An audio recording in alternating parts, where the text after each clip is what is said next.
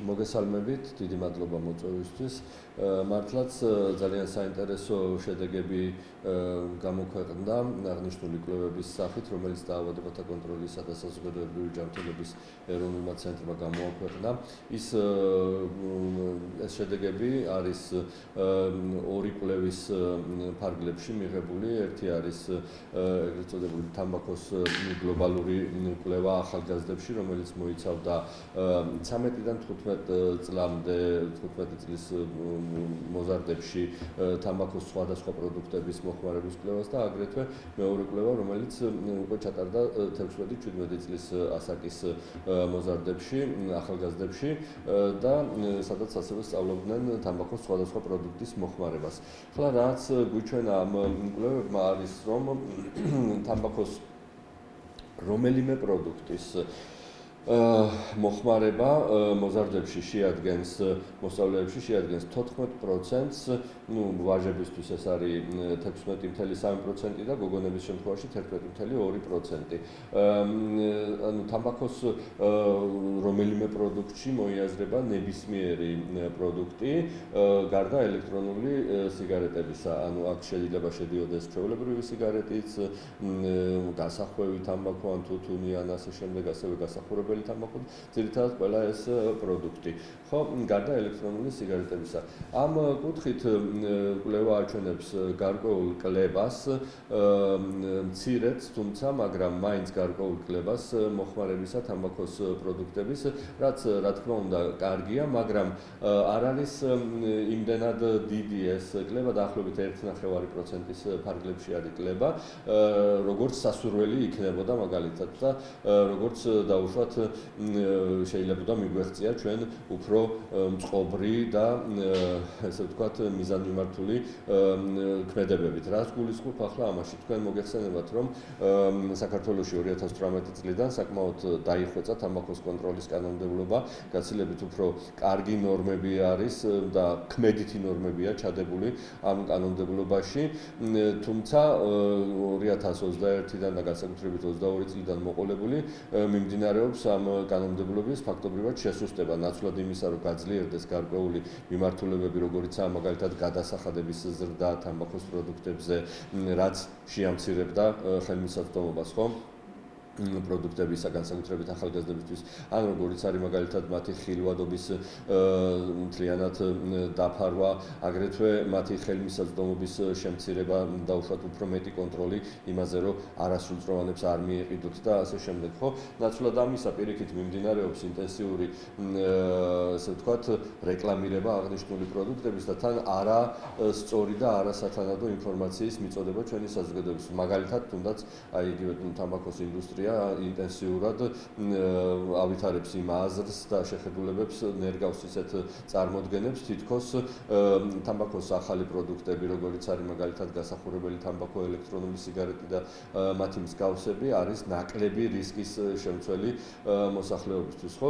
ეს რომ ყოფილიყო უფრო ესე იგი რეგულაციებით კარგად უფრო ესე იგი მიზანმიმართულად ამათზე პასუხი გაცემული, შესაბამისად აკრძალულიყო ეს არასწორი რეკლამირება და პროპაგანდა და ასე შემდეგ.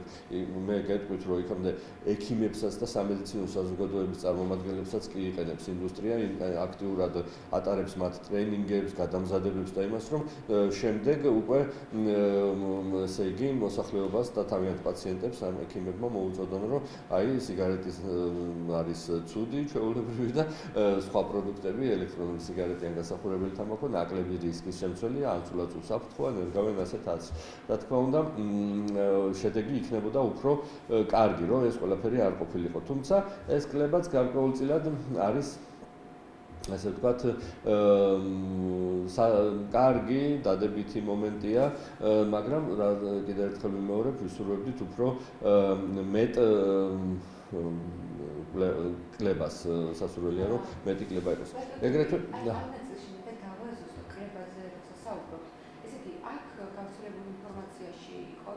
ელექტრონულ სიგარეტებს ამჟამად მოიხმარს მოსწავლეთა 11 წლის ახლა გადავდიოდი. ხო, და მე დაასრულეთ პარა. 11.6%. ხო. კლება უბრალოდ ზოგად ხო ახლა მაგეთ მივდიოდი ანუ ჩვენ ვისაუბრეთ თამბაქოს ნებისმიერ პროდუქტზე ანუ პროდუქტები რომლებიც თქვით იყო ეს სიგარეტი, გასახურებელი თამბაქო, თუთუნი და ასე შემდეგ და მეორე მიმართულება არის ელექტრონული სიგარეტები, სადაც დაფიქსირდა 11.3%-ის ფარგლებში მოხმარება მოზარდებში, რაც ესე ვთქვათ, აქაც მატება არ არის 2000 ადრე გაკეთებული კვლევა 2019-თან შედარებით, ესე ვთქვათ, დიდად მომატებული არ არის, თუმცა მომატებული არის მეორე კვლევის მიხედვით, სადაც აი თქვით ჩვენო 16-17 წლის მოზარდებში კვლევა, იქ იმ კვლევამ უფრო აჩვენა გარკვეული მატება, რაც ზუსტად ისევ და ისევ უკავშირდება იმ პროპაგანდას და იმ ქმედებებს, რაზეც უკვე ვისაუბრეთ, ხო, თუნდაც პოპულარიზაცია ამ ელექტრონული სიგარეტების და მათ შესახებ იმდაგვარად ინფორმაციის გავრცელება, თითქოს ისინი არის უსაფრთხო ან ნაკლები ზიანის მომტანი და ასე შემდეგ და აგრეთვე იმას, რომ ეს პროდუქტები არის საკმაოდ ხელმისაწვდომი. აი, ჩვენ მაგალითად ვაგვირდებით ალბათ სავაჭრო ობიექტებში, ყველანი ხედავთ კარგად, რომ თამბაქოს პროდუქტები არის ძირითადად დახურული, არ ჩანს, მაგრამ ამ დროს ასევე ძალიან კარგად ვხედავთ, რა მდგომარეობაა ელექტრონულ სიგარეტებთან დაკავშირებით, ხო? ისინი პირიქით უფრო ხილულად არიან მოთავსებული, როგორც ადრე 2018 წლამდე იყო ხოლმე თამბაქოს პროდუქტები და მაღაზიაში ან სავაჭრო ობიექტში შესვლის დროს პირველ რიგში ყველა უყურებდა სალაროსთან აი ამ თამბაქოს პროდუქტებს, სიგარეტებს და ასე შემდეგ. ახლა ელექტრონული სიგარეტებია ამ პოზიციაში ჩაყენებული და პირველი შესვლისთანავე მოზარდებისთვის განსაკუთრებით ხილულ ადგილას და მათთვის საინტერესო პროდუქტების გვერდით, როგორიცაა ტკბილეული და ასე შემდეგ, პირველი და კარგად მკაფიო ადგილას არის მოთავსებული ზუსტად ელექტრონული სიგარეტები. და რაც თავარია არის ამ კვლევამაც უჩვენა, შემდგომ თუ ჩაუღრმავდებით ამ კვლევას, გარკვეულწილად აჩვენა ისიც, რომ ხელმისაწვდომობა არის გაზრდილი ელექტრონული სიგარეტების ხელმისაწვდომობაც და აგრეთვე იმის შესაძლებლობა, რომ მოზარდებს აქვთ საშუალება იყიდონ ძალიან მარტივად ყოველგვარი პრობლემის და დაბრკოლების გარეშე შეუძლიათ შეიძინონ ეს პროდუქტები, რაც ისევ და ისევ გამოწვეული არის გარკვეული ხარვეზებით და ახსრულების ხარვეზებით იმ მიმართულებით, რომ დაუშვათ არასრულწლოვანზე არ უნდა ხდებოდეს მიყიდვა, მაგრამ ამ კუთხით როგორც ჩანს კონტროლი არის საკმაოდ გასაძლიერებელი, რომ არ შეეძლოთ მათ ასევე არა მხოლოდ ჩვეულებრივი სიგარეტის, არამედ ელექტრონული სიგარეტის შეძენაც. ახლა ცალკეული შემთხვევები ჩვენ დაგვიფიქსირებია, რომ დაუშვათ მაღაზიაში არ მიყიდა მოზარდს აქვიან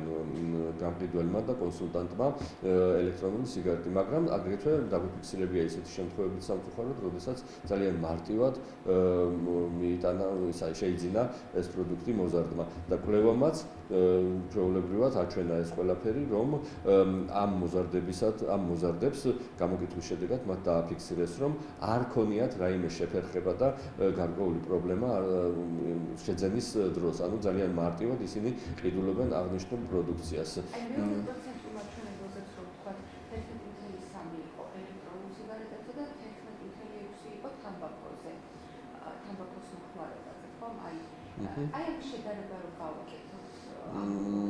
ეს არის თამბაქო, როგორც ვთქვით, ჩვეულებრივი თამბაქო და ყველა თამბაქოს პროდუქტი, რომელიც დაუშვათ პირდაპირ შეიცავს ან თუთუნს, ნიკოტინს და ასე შემდეგ. და მეორე ეს ელექტრონული სიგარეტები, ეს მაჩვენებელი არის კონკრეტულად ელექტრონული სიგარეტებისთვის. ასე რომ ახლა აქ შედარება ცოტა ესეთია გადატანითი მნიშვნელობით შეიძლება შედარდეს ეს ყველაფერი, თუმცა როგორც აღნიშნე, მცირედია ეს კვლევა, ძალიან ესეთია რა, არ არის დიდი კლება ამ კუთხით მოხმარების თვალსაზრისით და სასურველია უფრო მეტი კლება. დაუშვათ ის ნორმები, რომელიც შეიძლება ესე იგი ყველა ნორმა რომ აი მაღალ დონეზე კარგად განხორციელებულიყო, აგრეთვე ეტაპობრივი და მუდმივი პერიოდული ზრდა განხორციელებულიყო გადასახადების და არა დაუშვათ ბოლო პერიოდში გაკეთებული გარკვეული შეღავათებისა და კლებისა, მაგალითად თქვენ გახსოვთ ალბათ რომ ბოლო პერიოდში თუთუნზე გაანახევრეს გადასახადის შემდეგ აგრეთვე გამორიცხეს გადასახადიდან გასახურებელი თამბაქოს პროდუქტები და ასე შემდეგ, ხო? ახლა ამ ბოლო ცვლილებით მაგალითად გარკვეული მცირედი მატება გააკეთეს გარკვეულ გადასახადებში, რაც უფრო მეტად ფისკალურ ეფექტზე უფროა გათვლილი და გადასახადის გარკვეული ბიუჯეტში აკუმულირებაზე, ვიდრე იმაზე, რომ ამან გარკვეული ეფექტი მოგვცეს ჩვენ დანებების თვალსაზრისით და არა ხელმისაწვდომობის შემცირების თვალსაზრისით. ამიტომაც ვამბობთ, რომ უფრო მეტი ქმედითი ზომები არის საჭირო და ეს კვლევა ძალიან კარგად აჩვენებს ზუსტად აი ამ ტენდენციებს და ამ საჭიროებებს, რაც რეალურად დგას ჩვენს წინაშე დღესდღეობით. დიახ, რაღაცას. რომ თამბაქოს ინდუსტრია აღწევს ამ მესიჯს, რომ ელექტრონული სიგარეტი არის ნაკლები საფრთხის შემცველი ტრადიციული თამბაქოს პროდუქტებთან შედარებით. მე მინდა გთხოვთ, რომ ვისაუბროთ ამაზე, რა რისკები ახლავს ელექტრონულ სიგარეტს და აი ეს ნაწილი რომ ვთქვათ, არის თუ არ არის მართლაც უსაფრთხო ალტერნატივა და ზოგადად თამბაქოს ახალი პროდუქტები რა რისკების მატარებელია განსაკუთრებით მოზარდებისთვის და ახალგაზრდა მოგახსენებთ. დიახ, ეს თამბაქოს ახალი პროდუქტები, განსაკუთრებით ელექტრონული სიგარეტები არის მთელი მსოფლიოს მასშტაბით, არა მხოლოდ საქართველოში, არამედ ყველგან მთელ მსოფლიოში არის მასობრივად რეკლამირებული და ხდება მათი პოპულარიზაცია და სწორედ აი ამ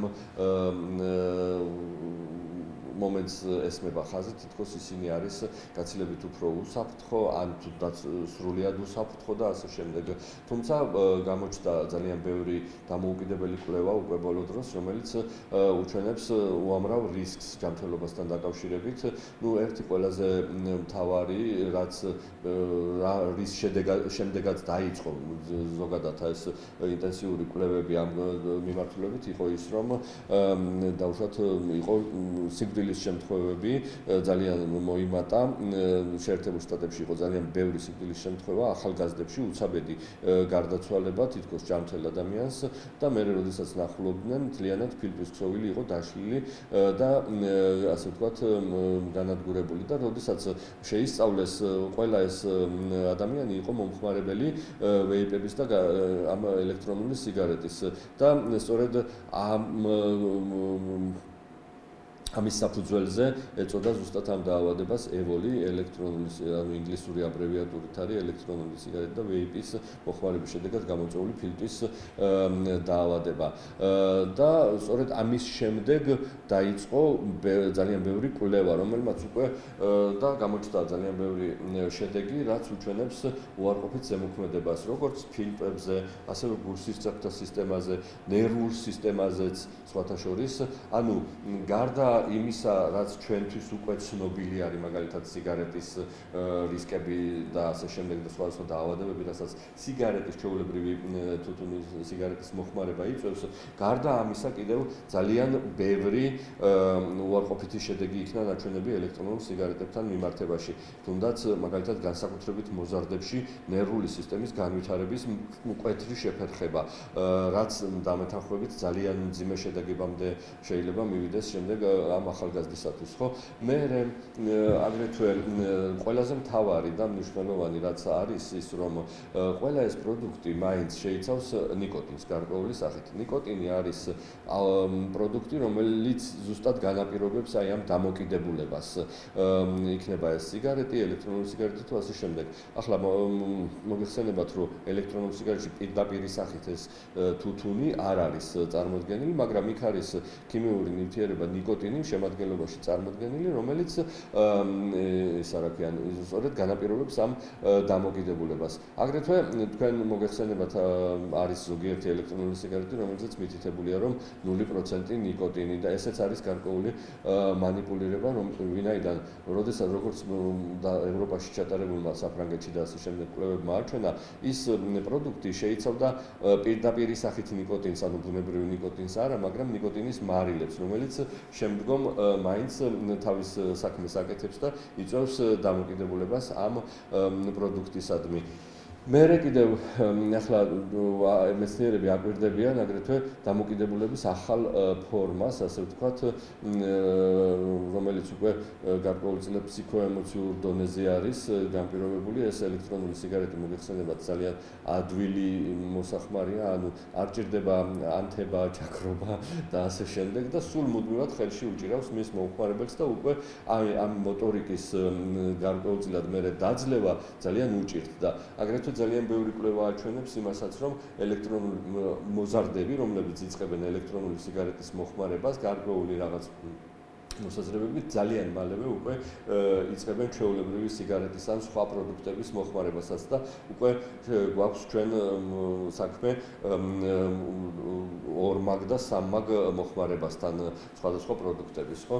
რაც უკვე მთლიანად საბოლოო ჯამში მივყავართ იქეთ, რომ დამოკიდებულება იზრდება ამ პროდუქტებისადმი და საბოლოოდ მიზანს ინდუსტრია აღწევს თავის მიზანს, რომ ყავდეს დამოკიდებულთა ახალი დიდი არმია. მოგეხსენებათ ეს ყველა თამბაქოს პროდუქტი არის პროდუქტი, რომელიც დანიშნულებისამებრ მოხმარების შემთხვევაში იწვევს დაღუპვას, ხო, ადამიანების სიკვდილს ან ძალიან მძიმე დაავადებებს და ასე შემდეგ. შესაბამისად, მათ ჭირდებათ ინდუსტრიას, რომ შეივსოს დამოკიდებულთა რიგები და სწორედ აი ამ გზებით, ამ მეთოდებით ახერხებენ ისინი იმას, რომ მუდმივად ყავდეთ გარკვეული რაოდენობა, საჭირო რაოდენობა მომხმარებლებისა და ყავდეთ ამ პროდუქტზე დამოკიდებული, რომლებიც როგორც ვთქვი, უკვე მერე აღარ ხდება გარჩევა იქ ელექტრონულ სიგარეტის მოიხმარს, მერე იწყებს სხვა პროდუქტის მოხმარებას, გადადის ერთიდან მეორეზე და ასე შემდეგ. საინტერესო იქნება თქვენი რეკომენდაციები იმ ადამიანებისთვის, ვისაც სურს რომ თავი დადებოს და აი რა იქნება თქვენი თავი რჩება, როგორ შეიძლება რომ ამ დამოკიდებულებისგან გაცილდეს. ძალიან კარგ საინტერესო საკითხს შეეხეთ ახლა ძალიან მტკივნეულსაც გარკვეული თვალსაზრისით მოწევაზე ნებისმიერი აი ამ პროდუქტის მოხმარებაზე თავის დანებება არის ძალიან მნიშვნელოვანი და ძალიან სამწუხაროა რომ ჩვენთან ქვეყანაში არ არის კარგად განვითარებული ეს მიმართულება. გარკვეული არის შესაძლებლობები, რა თქმა უნდა, თუნდაც იგივე თამბაქოს პროდუქტებზე მითითებული ცხელხაზზე და დაავადებათა კონტროლის ცხელხაზზე შეუძლიათ მოქალაქეს დარეკვა და გარკვეული კონსულტაციის მიღება პირველი ეტაპისთვის არის გარკვეული რაოდენობა ექიმებისა და ასე შემდეგ, რომლებსაც კლინიკებისაც, რომლებსაც შეუძლიათ შესთავაზონ ეს სერვისი, თუმცა ეს არ არის საკმარისი და სასურველია რომ მეტად იყოს განვითარებული. რას ვურჩევდით? ვურჩევდით ერთი და პირველი ყველაზე მთავარი ვურჩევდით იმას, რომ დაივიწყონ ის აზრი, თითქოს რომელიმე პროდუქტი წარმოადგენს თავის დანებების საშუალებას. მაგალითად, თუნდაც გასახურებელი თამბაქო ან ელექტრონული სიგარეტი მით უმეტეს მოწოდებული თავიდან ეს აზრები იყო ასეთ მოწოდებული, რომ ისინი არის თავის დანებების საშუალება. და პირიქით კვლევებმა აჩვენა, რომ არათუ თავის დანებების, არამედ მეტი და მეტი დამოკიდებულების განვითარების საშუალებაა ეს პროდუქტები. ამიტომ ეს ამოვიგდოთ თავიდან, დავივიწყოთ, თუ გადავწყვეტთ, რომ უნდა დავანებოთ, არც ერთ პროდუქტს აღარ უნდა გაეკაროს ადამიანი. და მთავარი და მნიშვნელოვანი შემდეგ უკვე პატივისცეს თავის გადაწყვეტილებას და აღარ მიუბრუნდეს ამ თამბაქოს პროდუქტს. ამისათვის ძალიან ბევრი სხვადასხვა საშუალება იქ ექიმები ურჩევენ, მაგალითად მონდომების სურვილის გაჩენის შემთხვევაში, თუნდაც წყლის გამოვლებას, პირში ყლუპ-ყლუპად წყლის დალევას. ახლა ზოგიერთი ურჩევს ხოლმე მაგალითად ზესუმზირის ან რაღაცა საკნაკლებად, თუმცა ეს მერე უკვე გარკვეულ პრობლემებთან არის დაკავშირებული, თუნდაც წონასთან მიმართებაში და ასე შემდეგ, ხო? ამიტომ ასეთ და წყალი უფრო უნივერსალური და კარგი საშუალებაა, იმიტომ რომ ის არ იწევს წონაში მომატებას და პირიქით ძალიან ისა. აგრეთვე მაგალითად რომ როდესაც კი გაუჩნდებათ ეს სურვილი, გადაერთონ სხვა საქმეზე, უცებ რაღაცა ან გაისეირნონ, გაივარჯიშონ და ასე შემდეგ და სხვადასხვა მეთოდები. თუმცა ამას როგორც აღვნიშნე, ჭირდება სპეციალისტის ხელმძღვანელობა. სპეციალისტი გარკვეულწილად უნდა ხელმძღვანელობდეს ამ პროცესს და როგორც თქვი, არის გარკვეული საშუალებები, კლინიკები, სადაც შეუძლია ადამიანს მიმართოს და მიიღოს ეს დახმარება. არის აგრეთვე მედიკამენტური საშუალებებიც სპეციალური, რომელიც ეხმარება ადამიანს იმაში, რომ თავი დააღწიოს ამ ნივთიერ დამოკიდებულებას. თუმცა მე პირადად ჩემი ის არის, რომ თავარი არის გადაწყვეტილება, მყარი გადაწყვეტილება მიიღოს ადამიანმა და შემდეგ თავისივე გადაწყვეტილებას წეს პატივი და მიუხედავად გარკვეული სირთულეებისა აღარ მიუბრუნდეს ამ პროდუქტს და დამერწმუნდეთ შესაძლებელი არის. რთულია, მაგრამ შესაძლებელია. და კიდევ ერთხელ აქვე გაუსვავ ხაზს იმასაც, რომ მნიშვნელოვანი არის ჩვენ სწორედ ამიტომაა მნიშვნელოვანი ჩვენ დავიცვათ მომავალი თაობები იმისაგან რომ არ დაიწყონ ყველაზე მთავარი მაინც ის არის რომ არ დაიწყონ თამბაქოს რომელიმე პროდუქტის მოხმარება და არ ჩაებან ამ დამოკიდებულებაში ვინაიდან მერე პროცესი უფრო რთულდება და რთულია აქედან მერე თავის დაღწევა შესაძლებელია მაგრამ რთულია და რატო უნდა გავირთულოთ ხო ავაწყოთ გარემო და ჩვენი ქვეყანა ისე რომ არ დაიწყოს მომხმარება მოზარდმა თამბაქოს მოხმარება. არ გაუჩნდეს სურვილი, არ იყოს ხელმისაწვდომი თუ სურვილი გაუჩნდება და ასე შემდეგ და ასე შემდეგ. ნელ-ნელა უკვე ის გადაძლევს ამ პროცესს და აღარ ჩვენ დავიცავთ მას იმისაგან რომ არ ჩაერთოს ამ თამბაქოს მომხმარებელთა რიგებში.